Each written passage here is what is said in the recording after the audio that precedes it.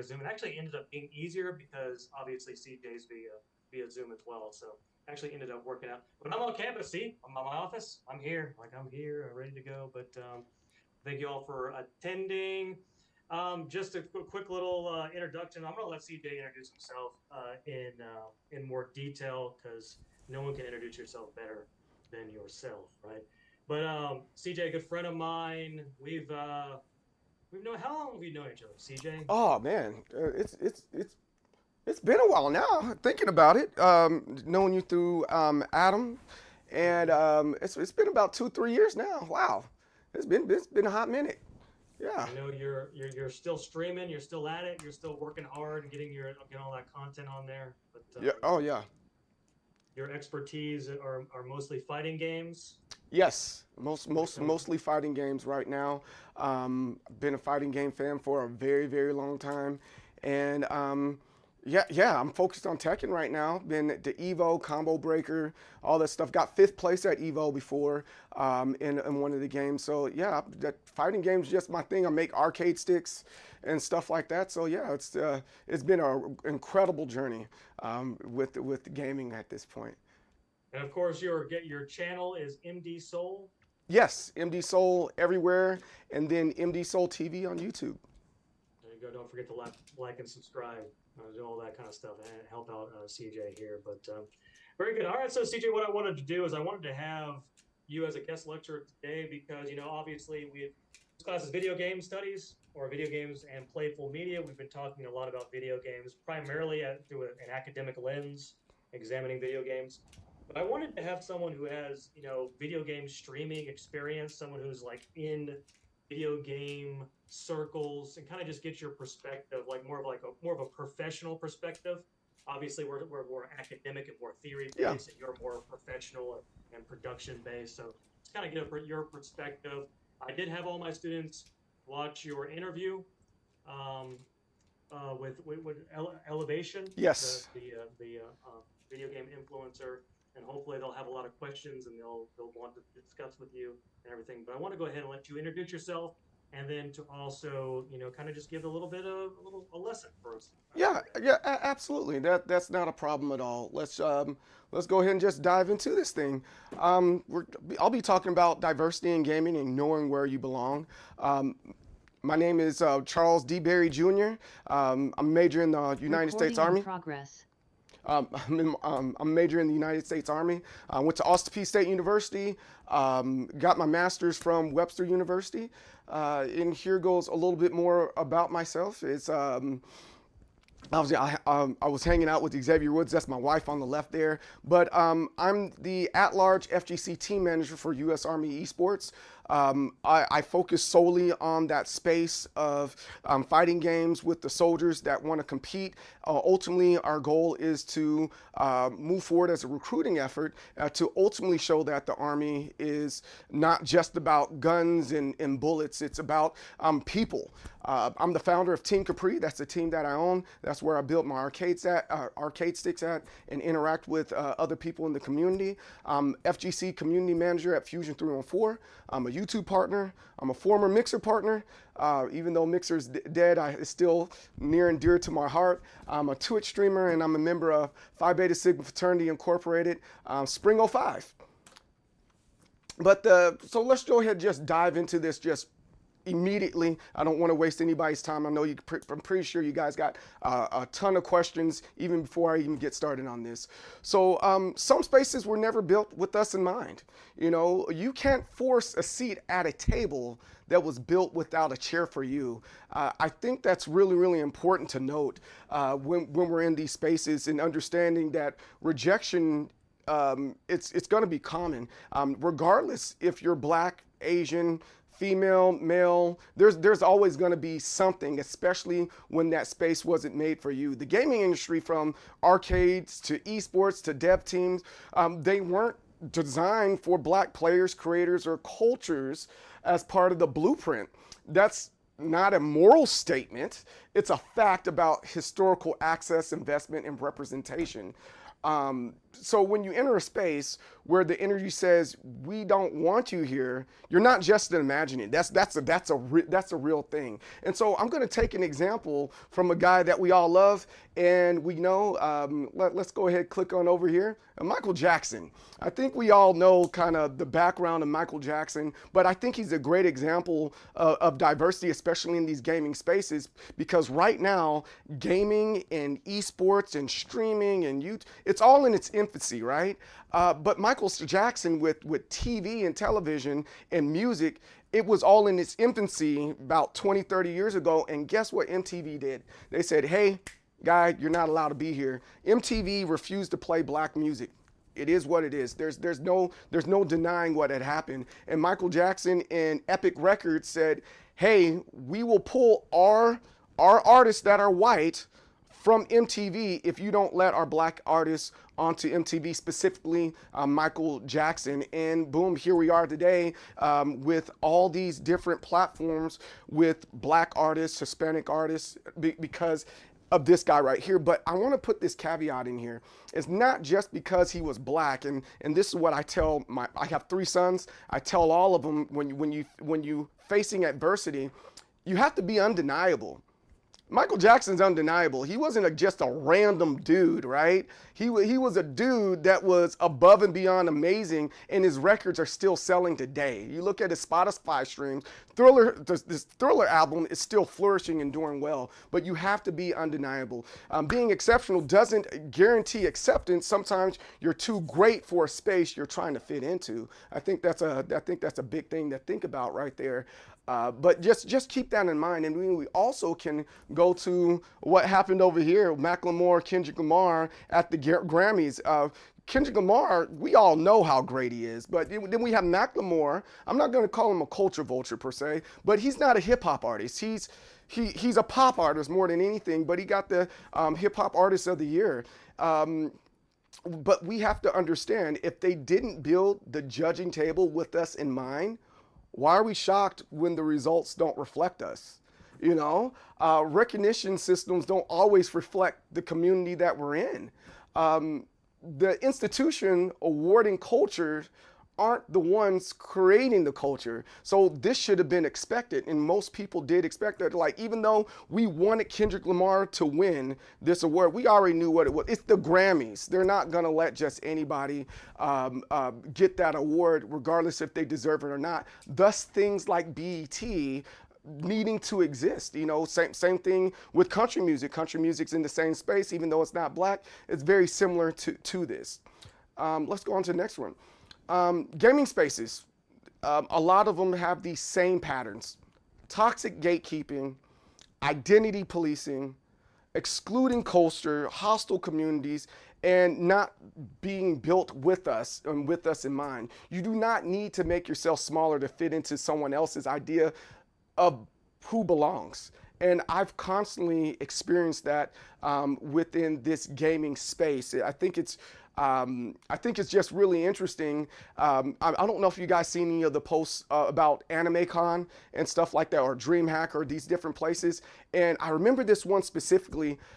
Members of Omega Sci-Fi was at AnimeCon, and they were hopping and doing their thing, and people were upset that they were in that space. I'm not too sure if it's because of, hey, they're gonna take something that is naturally, I'm gonna put in quotation, weird or interesting, and they're gonna make it cool, and I won't be able to fit in anymore. Or, you know, or is it about accountability? We all know the stereotype, hey, you kind of smell funny. And you know the members of Omega Sci-Fi, they're gonna be like, hey bro, you're gonna have to put some deodorant on, or we're gonna handle you, you know?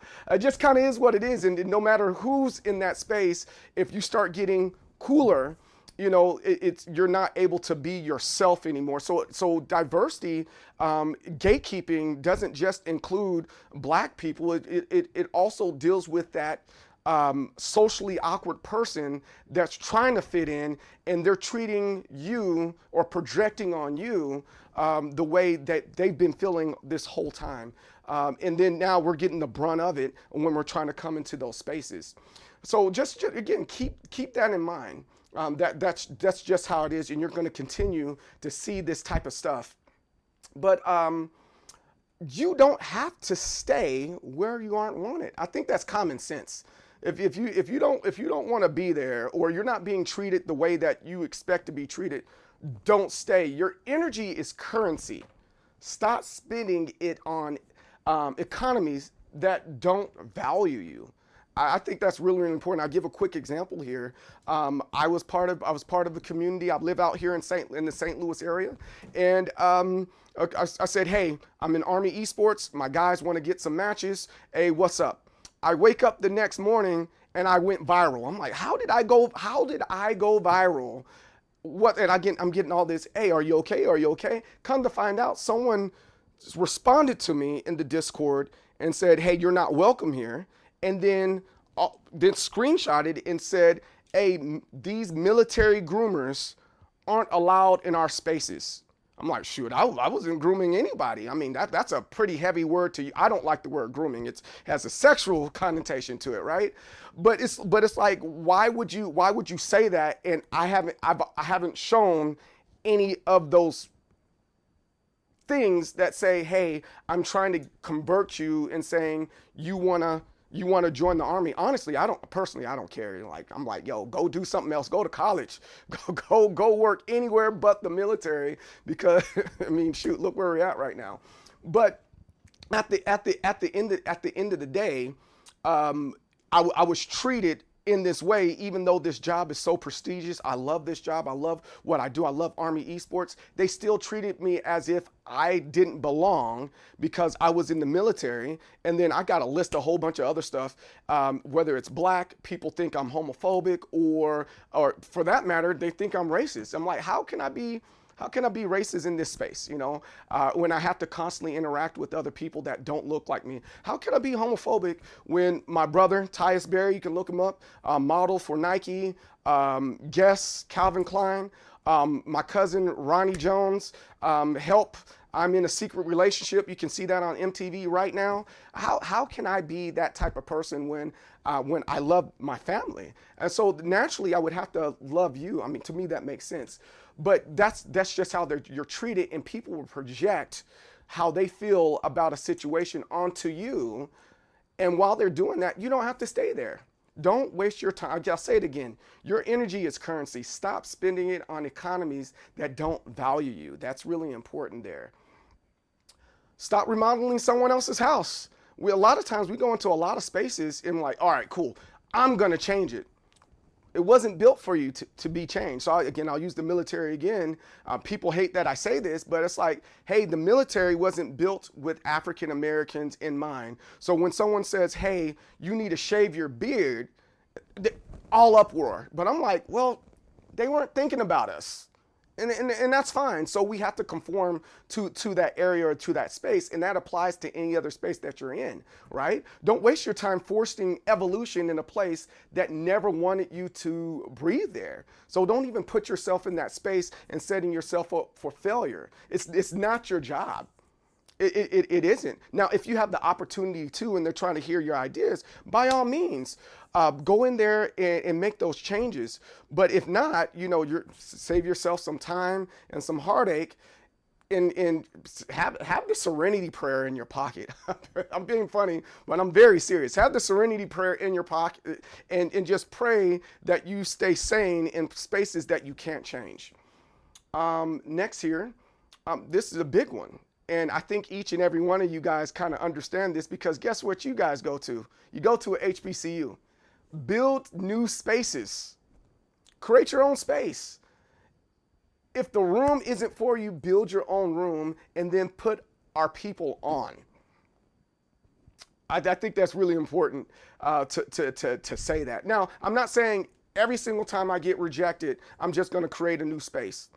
That's like every single time someone says something that you don't like on social media, you know what? I'm going to create a new X account. I'm going to create a new Instagram account. No, you're not going to do that, right? However, if you're constantly hitting that brick wall in a space that you know that is for you, and then you know other people are having that same issue, guys, come on. That's why they have anime raves. That's why they have gaming conventions. They have PAX. I mean, they had Comic-Con. Well, anime and blurredom doesn't fit in that space. So we have DreamHack, we have BlurredCon, we have all these different things that were created, and now all we have to do is jump on board and be great. And then lastly here, so we can get with questions and dialogue, this is to close. Make sure you empower yourself. Know your value. Walk away when you know it's time to walk away. Make sure you're in the right spaces. Make sure you have healthy boundaries, and make sure you stay confident in the things that you choose. Diversity doesn't mean entering new spaces. It means having the confidence to walk away from the wrong ones. So that's all I got for now. I can go on for days. I got the gift of gab. I can talk forever, but I'm going to open up the floor to everybody else so we can have some dialogue. All right. Well, so what I want to do is I want to start off with some questions for you. Yeah. So one of the things that we talk about a lot in this class is, video game spaces and how they're stereotypically framed, like who exists in these spaces, who should exist in these spaces. And we've talked about many times how oftentimes with video game spaces, there's an assumption that it's for white dudes, right? It's traditionally a space for white dudes. And, obviously you're mentioning things about, creating safe spaces for you or creating new spaces. My question to you is, what ends up happening when, you said, you don't want to remodel somebody else's house. You don't want to, if the space was not created for you, then maybe you shouldn't waste your time trying to remodel that space. And I think there's a lot of truth in that. My question to you would be, what ends up happening when that's the only space? For example, like if you're in the Army, right? And you mentioned how, the shaving rule, which in many ways, doesn't take into account the unique situation that Black men have, in terms of what, if you're not familiar with the shaving policy, it's basically like you have to maintain a clean shaven look. But for a lot of Black men, the act of shaving can cause severe skin aggravation. And it's not just like, it's like a medical Yeah, it's actually a medical thing, yes. It's a serious medical condition, and the Army had slowly started to change the rules, understanding this.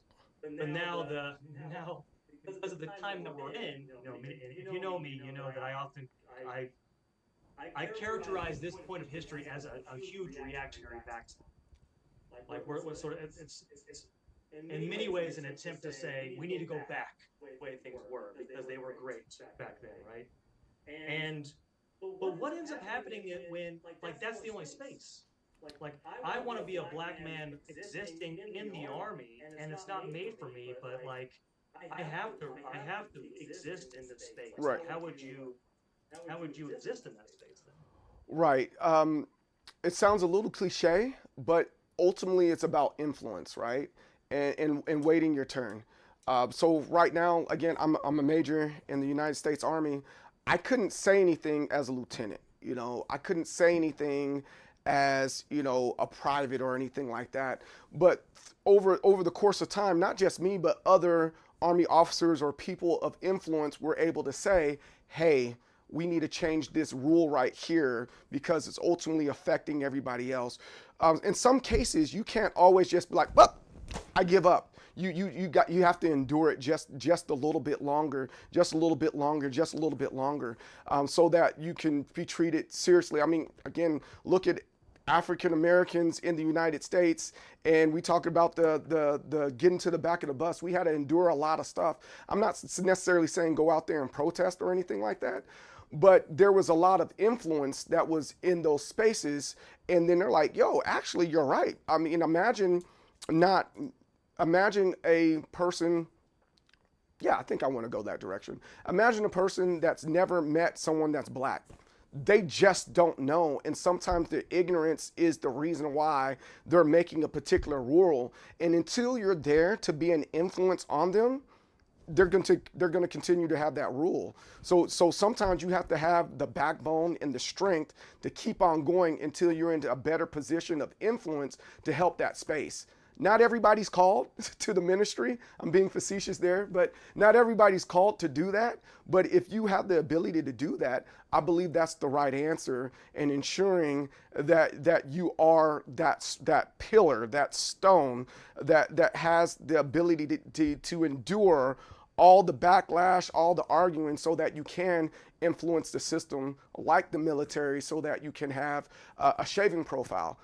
Now, granted, here's the other part of it is, and I think is also an issue within diversity, is taking advantage of the situation, not necessarily conforming and what's the I don't know how I want to say this, but like again, going to the shaving profile, there's a lot of guys that have it, but you're only supposed to have a millimeter of hair on your face, but instead men started growing out full-on beards. Or for that matter, in the rules, it says, hey, you're not allowed to shape your beard or anything like that. And here they are shaping it and making it look cool. Now you're violating the regulation and then daring people to call you out on you violating the regulation. So you have to be mindful of that as well. But once you have that influence and you're ensuring that everybody's doing the right thing, I think that's the way you can move forward in that, when in a space that you can't necessarily change.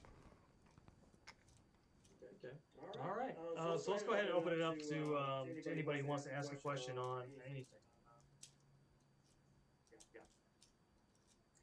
I did want to ask based on the YouTube video with Elevate or Elevation, I can't remember, but in terms of like the FGC, what changes have you seen in terms of how you were just talking about like making your own space and not trying to change a space that wasn't meant for you? How like, or I guess, yeah, like how much change or what are some of the more impactful changes you've seen in terms of like Black people or just minority gamers in that space, like making something for themselves? That's funny, because the FGC is Black, it's minorities. That's it. So for me, it's always been there. You know, if you said Call of Duty, that's a totally Call of Duty, CS:GO and Valorant. That's a totally different space, because we're not necessarily always there. So in that space it's grown quite a bit. You know, but those just aren't games that we play. Historically, we've played fighting games. If you really think about this, you know, back, I'm going to tell on myself, I'm 40, right? Back in the 90s, my mama was like, I'm not buying you every single video game. I'm not buying you a console. But however, here goes $5. Go over there to the arcades and play them video games while I'm going shopping, right? So that's kind of how the African Americans in these minority communities that didn't have money, that's how we got into those spaces, right? But what I've seen is more commentary that is African American, like Tasty Steve. Tasty Steve is one of the best commentators out there. Rip is another one. He's Indian, believe it or not. And then there's a couple other ones. Saint Cola, another great commentator. And it's very important for us to have someone that looks like us be able to speak and understand why we respond the way that we do. While when you have a white commentator, sometimes it's like, oh, look at that pop off. They're really salty.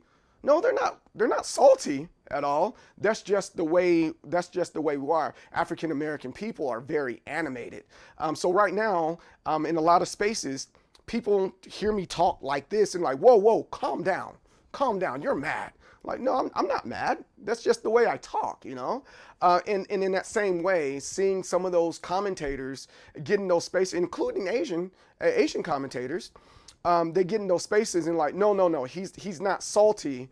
That person isn't angry. They're disappointed, and that's just part of their personalities. So again, I think the biggest thing that I've seen is getting more African American commentators, more minority commentators in those spaces, including women also in those spaces, and I've seen that a change, and it welcomed more African American people to really show their personalities and not have to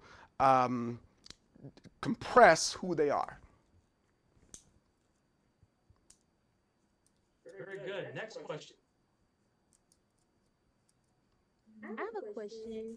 I wanted to ask is about the YouTube video when you asked Elle, like, when she was talking about the differences in gaming, and we talk about like marginalized groups going against marginalized groups. And I know you kind of hinted on it when we were talking about, well, y'all were talking about like black men treating black women gamers a little bit differently.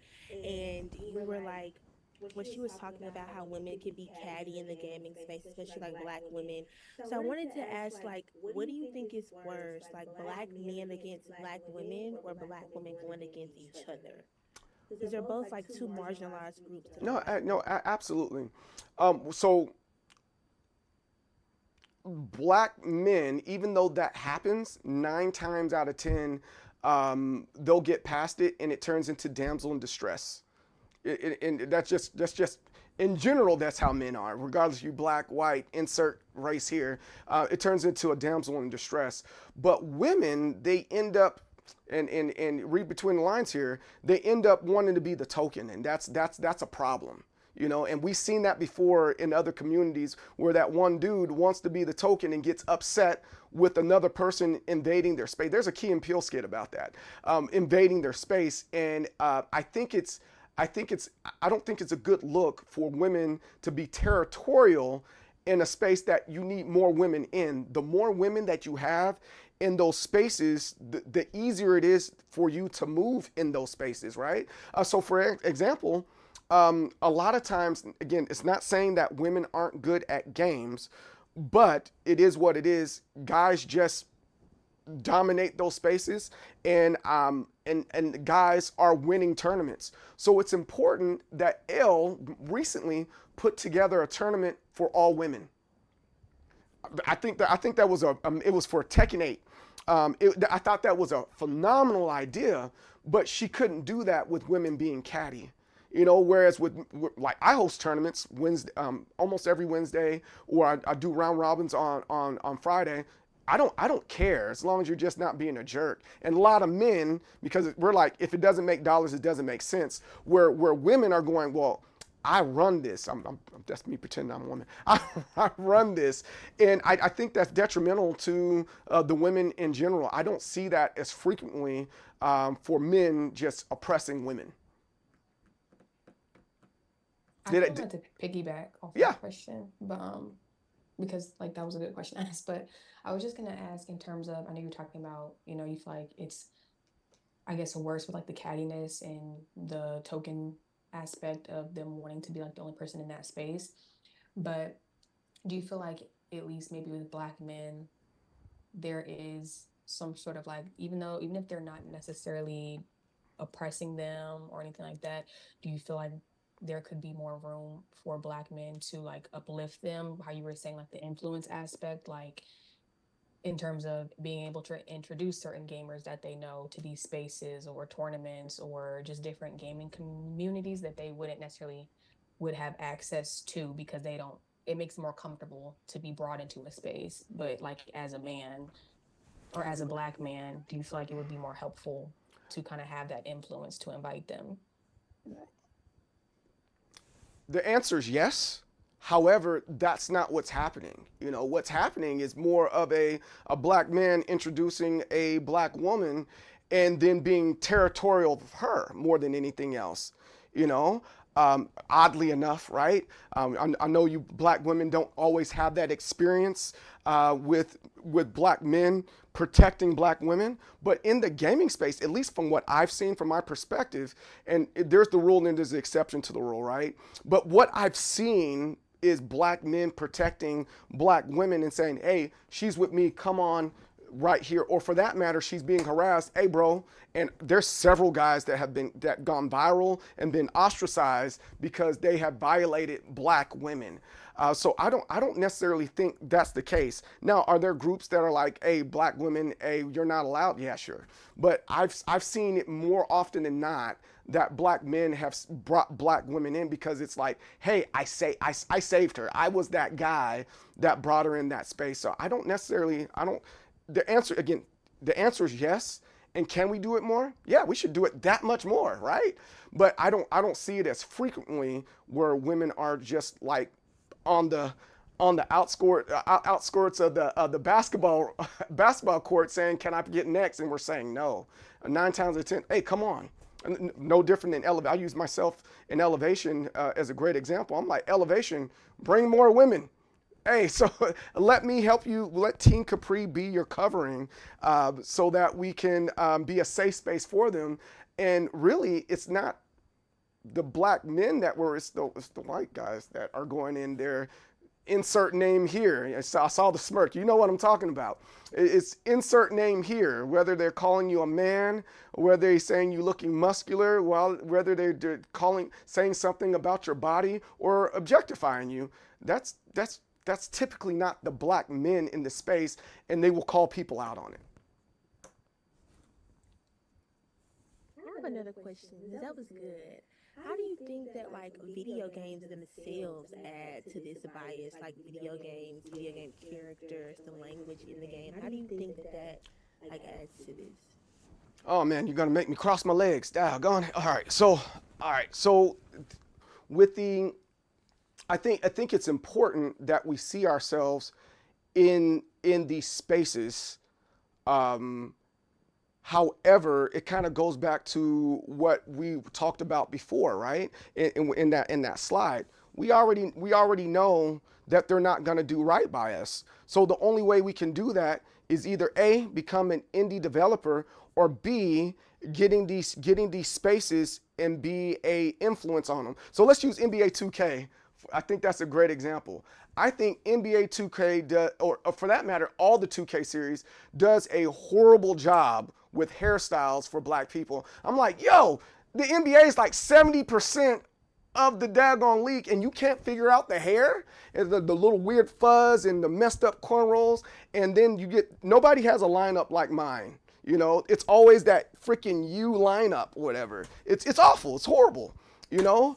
All I can do is laugh at it, but we got to get in those spaces and influence it more than anything else, so that we can have games that look like us. If not, we gotta relate to characters that closest relate to us, right? I think right now 2XKO is doing a very good job of that in the FGC. You have the character Echo, you have the character Alawi. I think Sony has done a great job by saying, hey, okay, we have Spider-Man, but let's bring up Miles Morales, a biracial kid. He's black and Hispanic. Let's take a biracial kid and make him great. We just had another one that's in the Gamer Awards. I forgot the name of that game. It's an African-American young lady. It's a coming to a womanhood type of game. Golly, it's off the tip of my tongue. But they're being created, and yes, it's very, very important. But I'm sorry, like, let's be real. If black people were the majority, guess what we wouldn't be doing? We wouldn't be making characters that look white. Just kind of is what it is. We're gonna make characters that look like us. No different than Tekken. Yes, they have a very, very diverse roster, but a lot of the characters are Asian. Look at Street Fighter. A lot of characters are Asian. Look at Call of Duty. If you look at the military, there's a small percentage of black people there. So why would they make that? So again, you're gonna have to make different games for the black community, or find a place to assert yourself in so that you can be influential to those spaces. I got a question. Yeah. It's like in relation to what you said about 2K, like they don't do a good job of representing our, like, how we look. I feel like for 2K, and I said in the chat, like Madden is way worse with how we look and like giving us the proper hairstyles and just all of that. But it's like if we are the majority for that sport, why is it so hard to, make us look like how we actually look? Like, you know what I mean? No, I agree, and I think again, don't take me saying you as in like literally you, but you have to get there, you have to get there, that's the only way to say it. Just like the good doctor said, hey, who's better at talking about themselves than you? I'm not gonna have Anthony tell me about me. So even though he has me in this space, I have to be here and show up so that I can talk about what I do versus going, hey, I know this guy. His name is CJ Berry, and he does FGC stuff. He's going to miss some things. There's going to be some questions he's not going to be able to answer. But now that I'm here, I'm able to relate to you and answer those questions, right? So we keep on being up in arms about those types of things, but it takes you guys to jump in there and go, hey, I'm going to be a program manager for EA or 2K. I'm going to be a developer for these companies. I'm going to be a consultant. I'm going to be an advisor, a programmer. Insert job here, right? And I'm going to influence this company so they can make me look right. I'm going to make sure they represent us well. Does that make sense? Cool. By the way, everybody, my calm people, who wrote about this? Who wrote about representation is not enough? You actually have to have people making the story. Yeah. Who said it? Calm theory people. Who said this? Is an example of what? Talking about film, right? So just like when it comes to film, representation is not enough. You actually have to have directors. Yeah. Who express. Say that again. The bell hooks. Bell hooks, and what was the writing? Bell hooks and what? The oppositional gaze. There it is. Fantastic. So in other words, just like this applies to film, it applies to video games, right? In video games, representation is not enough. You actually have to have Black people creating the video game. Yeah, themselves. Absolutely. And there's several examples. Hey, we wanted to be part of the Marvel Universe, Black Panther. We wanted to be part of anime, the Boondocks.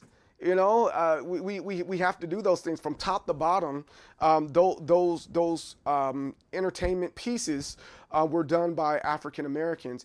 And then when African Americans were out of it, you could tell the last seasons of the Boondocks, woo-wee, that was not Black. I mean, there were Black jokes in it, but it was not Black. And it goes on and on. Look at Saturday Night Live. Saturday Night Live was like, hey, we don't like the Wayans brothers in our space. We don't get their jokes. We don't understand it. And what happened, guys? In Living Color.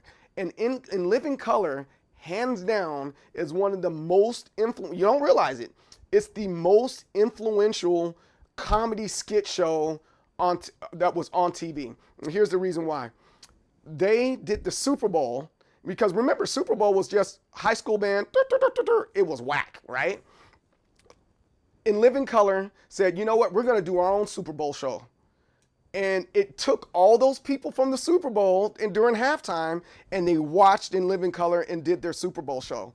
The very next year, ironically, guess who they got? Michael Jackson at the Super Bowl. That was, I'm old enough to remember that. I don't know if you remember that, Anthony, but Michael Jackson was at the Super Bowl and he stood there for one whole minute, didn't say nothing, and the crowd went wild. All because in Living Color. That's kind of what I'm talking about. Influence. You got to be that undeniable and that influential to make change. All right, go ahead, Devin. You have a question? Yeah, I was just gonna ask how you were talking about, we need people to make the game so that, they look like us and really know how it is. But do you feel like further down the road, as more Black people or marginalized groups come into the space and, work their way up and have influence and things like that, it will get to a point where like the next thing is, I'm doing so good in the gaming world, I'm X, Y, and Z, let me start to make games. Like now it's kind of like you'll have to start from like the ground up per se, but after dominating the gaming world, then do you think we'll start to see more of an influx of people trying to move into the like creator space and actually making the games per se, like how we had to start into like getting in the gaming world and making spaces for ourselves, like the next aspect of it? I think it depends on how much money we get. That's just how we are, man. Understanding our culture. For at least in what I've seen, I see brother Black over there saying y'all showing your age, but it's about how much money the money's being made. So let's take another example here because I think it kind of is the same thing but in a different realm. You know, how many black people are ice skating? Not a lot. You know, there's not a lot of prestige in ice skating, and there's not a lot of money in it, right?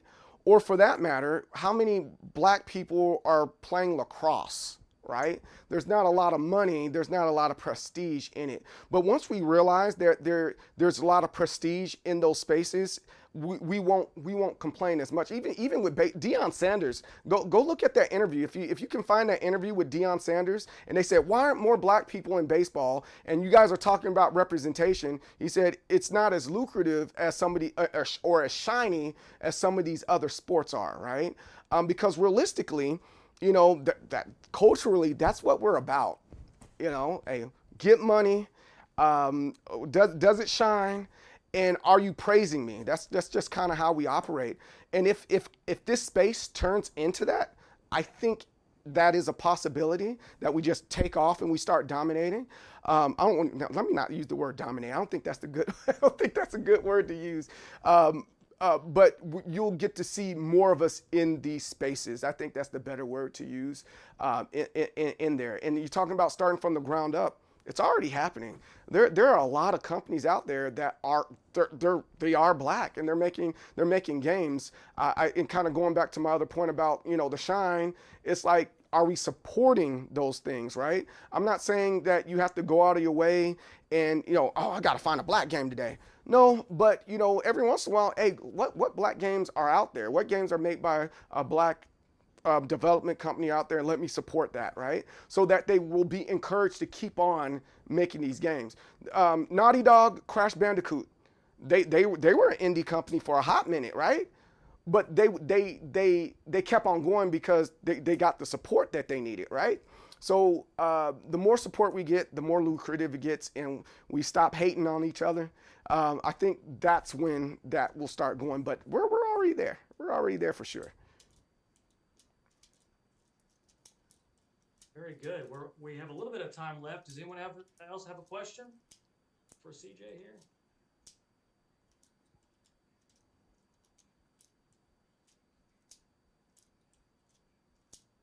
I have a question for you. Yeah. So we've been talking a lot about, you know, how particular spaces are designed for certain groups of people, and there's a gatekeeping element to it. And oftentimes, you know, when other people who are perceived to be not part of that community try to enter that community, there's always like this pushback. Yeah. Really trying to keep it on the community. And, you know, we talked about how, you know, other times in the class, we've talked about this a lot, that there's often there's an assumption that video games, maybe this is changing. And I think it is changing. But let's say 10 years ago, 15 years ago, the assumption was that video games are for white men. Like there's a space for white men, right? Mm-hmm. And you can see the ramifications of that in who gets to make the video games, who profits out the video games, who controls the narratives of the video games, that sort of thing. But one thing that I find most interesting is, to what extent do you believe that online streaming, like video game streaming, changed how we perceive video game spaces are for? Like, how did that complicate that? And in terms of, you know, Twitch and these other online, YouTube, these platforms where anyone can stream online and they can play video games online. To what extent do you believe that the video game streaming actually changed that, and challenged that assumption that this space is only for white men? Yeah, I think it changed it drastically. I